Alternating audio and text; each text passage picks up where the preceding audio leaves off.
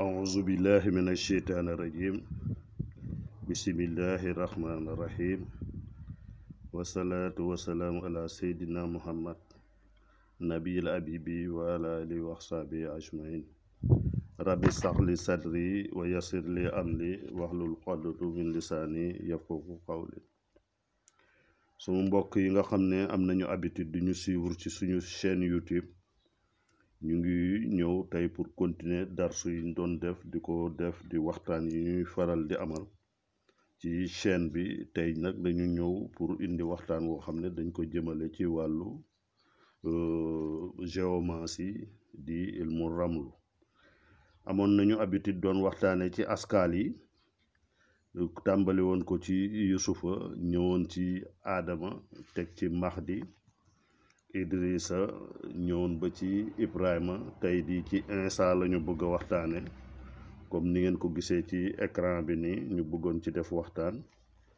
ñu koy wax Amiso, yenn ñi di wax Ngansa, ñuy wax Insa. donc muy askal boo xam ne ci position am boo xoolee dans le système de base, ñu ko wax ci au repos, moom mu ngi dëkk ci juróom-benneeli këram bi. avant tout dañ leen di yëgal, di leen ñaan ngeen def seen participation. ñi nga xam ne abonné guñu ñu abonné ci chaîne bi, ñi nga xam ne abonné ñu partage ko le maximum possible. après appuyer ci cloche notification, incha allah kooku moo ñuy gën a arrangé ñun ñëpp pour que ñu mën a continuer dans le temps di leen defal ay waxtaan. donc pour ñi nga xam ne aussi dañu bëgg ay consultation directe, ñu jël suñu numéro, dina feeñ ci kaw. bu ko defee ñu contacter ñu mën a defal leen en astrologie ak en géomancie ay consultation directe. bu loolu wee tamit ñu leen di yëgal ne après dinañ tënk li ñuy wax fii tuuti ci français. donc nous allons nous exprimer aussi par la suite en français pour ceux qui ne comprennent pas wolof. Ils n'ont qu'à se scotcher et nous écouter par la suite. Nous allons continuer en français et nous résumer inchallah. donc bu loolu wee liñ ci waxtaan mooy Insa dafay askal boo xam ne comme niñ ko waxee, askal la boo xam ne mu ngi dëkk ci juróom-benneeli kër gi ci système Bazda bi, parce que am nañu habitude di ko wax muy Bazda. fii moom moo lay wan askal bu ci nekk ci ban kër la dëkk. dans ce système Bazda nag mooy yóbbu Isa mi ci juróom-benneeli këram, muy juróom-benneeli kër gi di maison.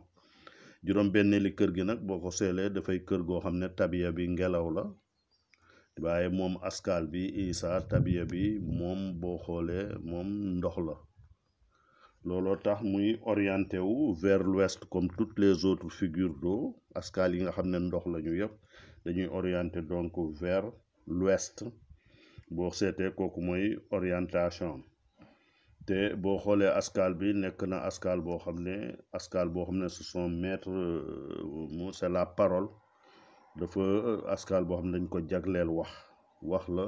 te boo seetee donc mu ngi dëkk ci ñetteeli kër gi ci jaw saaw. xam nga donc c'est une figure mercurienne. askal la boo xam ne ci mercure lay daw di xotari.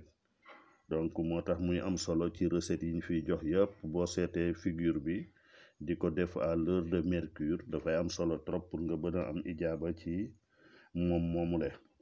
boo xoolee nag askal la boo xam ne boo seetee en général lépp loo xam ne boo defee sa thème géomantique, ngay résoudre problème boo xam ne dafa jëm ci problème mu maanaam feebar. ci juróom-benneeli kër bi nga koy xool, muy tout ce qui est lié à la maladie. moom instant mi foo seetee foofu la.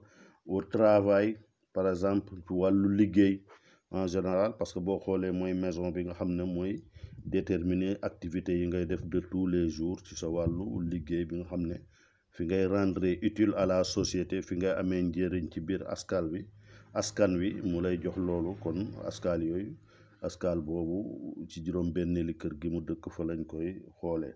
boo xoolee tamit par exemple rab yi nga xam ne ci la ñuy égorger di leen rey di leen jëfandikoo donc ci kër gi aussi foofu lañ koy lijjantee.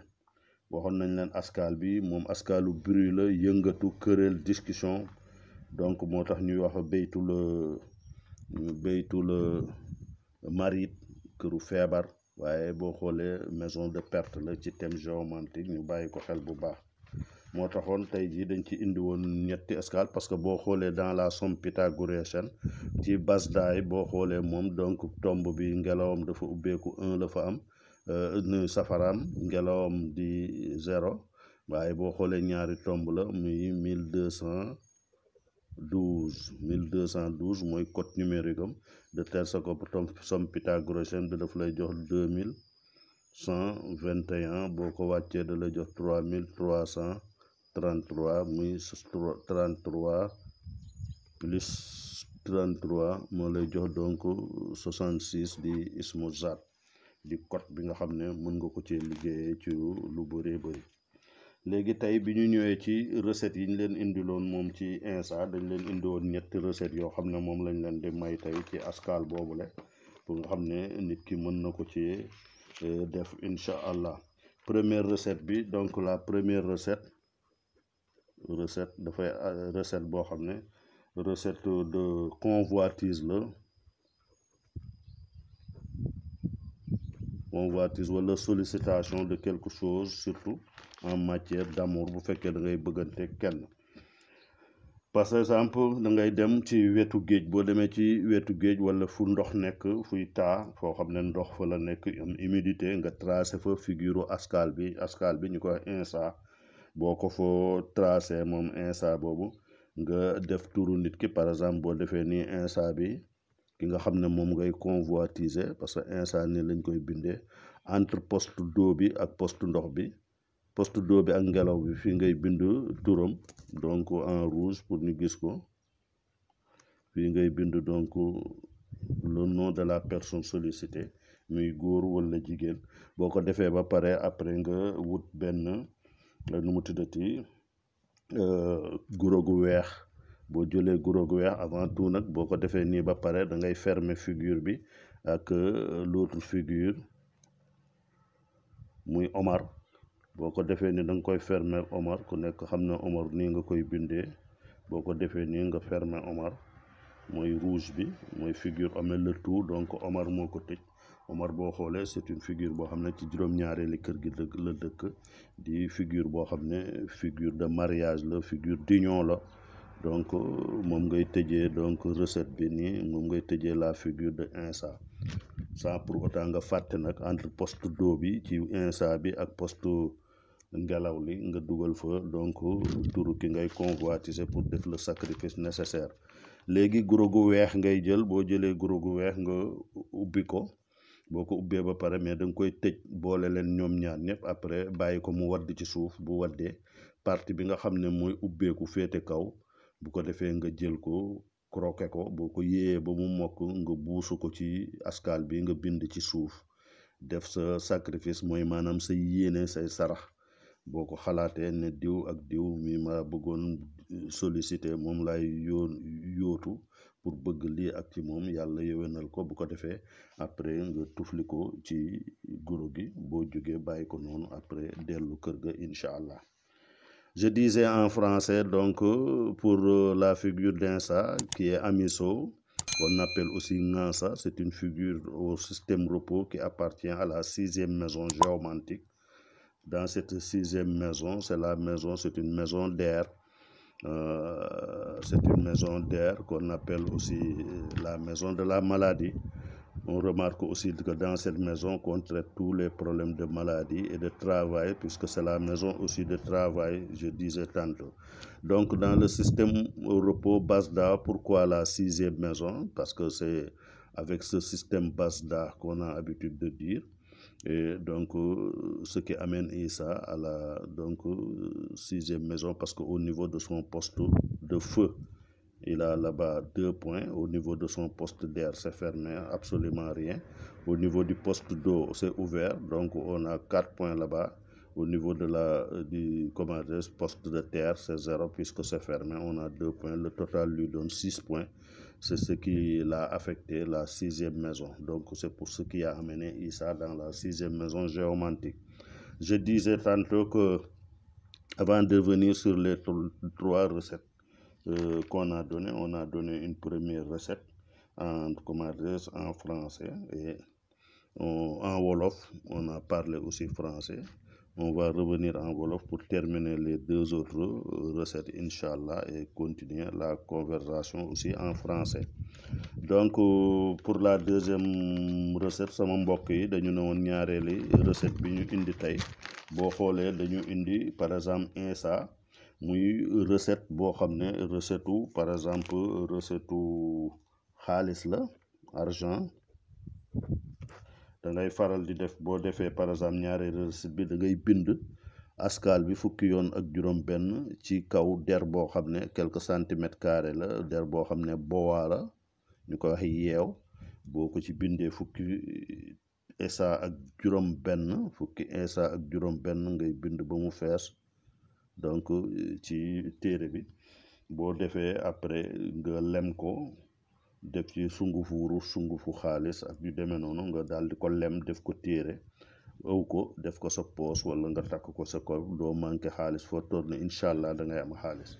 Je disais en français que la deuxième recette consiste à prendre un pot de bois et écrire 16 figures de insa, 16 figures géomantiques concernant insa, et de plier la peau, ensuite de le garder sur soi. De ce fait, on aura toujours de l'argent avec soi. Ça, c'est ça la deuxième recette. bu ñu demee ci ñetteeli recette bi ñu indi di maye muy ñetteelu mbir mi, boo xoolee ñetteelu recette bi dafay recette boo xam ne dañ koy def pour maanaam recette la bu jëm ci réconciliation. dañuy boole ay nit bu ñuy baxee réconciliation bu ñuy boole ay nit. léegi bu ko defee recette boobu boo ñëwee da ngay jël figure insa nga bind ko ci fukki kër ak juróom benn yi nga xam ne mooy maison géomantique yi, benn bu ci nekk këram, de kër Yusufa ba kër Moussa. boo amee fukki kër ak juróom benn yi, léegi après nga def Issa noonu mu tëddee ci biir. pour réconcilier des personnes la, pour boole ay nit ñoo xam ne dañu féewaloon ju am problème seen biir, nga bëgg leen a jubalewaat. kooku moom mooy tax nga mën a def recette bi ci sa yéene. léegi yii nag ñu bàyyi xel ne recettes yi may wax yëpp di leen fàttali pour ngeen def seen abonnement, par la suite appuyer sur cloche de notification yi, partager ko le maximum beaucoup, aimer ko aussi. bu ko defee li ñuy wax ci insa mi ci recette bi nga xam ne da ngay jël fukki askal ak juróom benn yi, fukki kër Issa nga def ko ci fukki kër ak juróom benn yi ci Yusufa ba Moussa. bu ko defee nga jël fukkeeli kër ak benn bi di kër Badra Alioune, foofu ngay dugal turu ñi nga xam ne ñoom nga bëgg a boole, ñoom nga bëgg a réconcilier, jubalewaat leen. bu ko defee nag askal bi fi recette bi dañ koy def ci clairière, wala nga dem foo xam ne mooy clairière, mooy foo xam ne ñax du fa sax ci àll bi, nga daal di ko jël ci janj yooyu nga bind ko foofu, wala nga dem au bord d'un cours d'eau nga bind ko def ko foofu moom recette yooyu. bu ko defee après sans oublier de mettre aussi turu ñi nga xam ne ci fukkeeli kër ak benn bi ñoom ngay réconcilier. bu ko defee nga boole leen ci biir lem ko. bu ko neex nga def ko ci këyit, boo demee ba pare ci clairière boobu nga def ko foofu, lem ko après gas ko suul ko foofu. incha allah ñooñu di nga gis ne yàlla dina leen boolewaat bu baax a baax. te ñu bana fàtte nag di ko def ci fukkeeli kër ak benn bi ngay bind turi ñi ngay boole. je disais tantôt que cette recette c'est une recette de réconciliation pour des gens qui ne se comprennent plus, qui ont des divergences entre eux. Il faut écrire la figure d'insa dans ces 16 maisons géomantiques. Et arrivé à la 11e maison, on introduit le nom de tous ceux qu'on veut réconcilier, qu'on veut qu'ils aillent ensemble. De ce fait, vous pliez le papier, vous le faites au niveau d'une clairière, ensuite vous l'enfouissez là-bas, ou bien au bord d'un cours d'eau, vous pouvez le faire là-bas, prendre ce papier. Après avoir mis le nom de ceux qu'on veut réconcilier dans la 11e maison, la maison de Alioune Badara, et plier le papier et l'ensevelir de ce fait, et retourner chez lui pour que le papier reste toujours dans l'humidité. Donc vous allez voir X photo, ces gens-là vont se réconcilier, Inch'Allah. lii la ñu amoon tey mu indi ko ci ñetti recettes yi nga xam ne moom la ñuy doon leen ko may ci figure insa bi nga xam ne mooy figure bi dëkk ci juróom-benneeli kër bi di askal boo xam ne askal buy génn la, di askal boo xam ne bu gaaw la aussi, mais toujours askalu coow la ak ay feebar. Donc lépp lu jëm ci wàllu feebar wala jëm ci wàllu liggéey ci juróom-benneeli kër gi la ñuy régler ce problème là en géomancie. di leen wax di leen fàttali ngeen def seen abonnement bu baax a baax, di aimé ko. Ensuite par la suite képp koo xam ne bëgg nga jàng géomancie wala astrologie aussi, nga def ñu signe suñu WhatsApp ak suñuy nu mu tuddati yeneen numéro yi nga xam ne dinañ ko génn ci vidéo incha allah. ñuy joxante dox daje incha allah beneen yoon. Asalaamualeykum wa rahmatullahi wa barakaatu.